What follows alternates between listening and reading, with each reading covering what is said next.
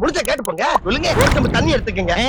அத தோசைக்கல்ல ஊத்தி நல்லா கழுவி விட்டுருங்க. ஒரு கிண்ண நிறைய மாவு எடுத்து பெரிய ரவுண்டாவும் இல்லாம சின்ன ரவுண்டாவும் இல்லாம பொதுவா ஒரு ரவுண்ட ஊத்தி 4-5 வெங்காயத்தை போட்டு பொடி பொடியா நறுக்கி அப்படியே மேலாப்ல பரபர தூவி விட்டு சரிங்க. ஒரு நீளமான கேரட் எடுத்து அதையும் பொடி பொடியா நறுக்கி சரிங்க.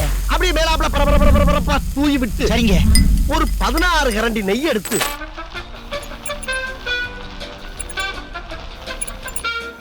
சரிங்க. அதுல 6 கரண்டி நெய்ய உள் சைடு அப்படியே லேசா விளாவி விட்டு சரிங்க. 10 கரண்டி நெய்ய தோசைக்கு வெளி சைடு அப்படியே மேலாப்ல விளாவி விட்டு சரிங்க. இட்லி பொடி இருக்கு பாத்தீங்களா, அத அப்படியே அள்ளி மலை சாரல் மாதிரி அதை மேலாப்ல பரபர அப்படியே பேய விட்டு சரிங்க. கொத்துனாப்ல அப்படி ஒரு பருத்து இப்படி ஒரு பருத்து அப்படியே ரெட்டி கலர்ல முருக விட்டு அழகா மடிச்சு கமன்னு ஒரு ஊத்தப்பத்தை எடுத்துட்டு வாங்க. சரிங்க. வேற என்ன வேணும்? அப்படி கேளு.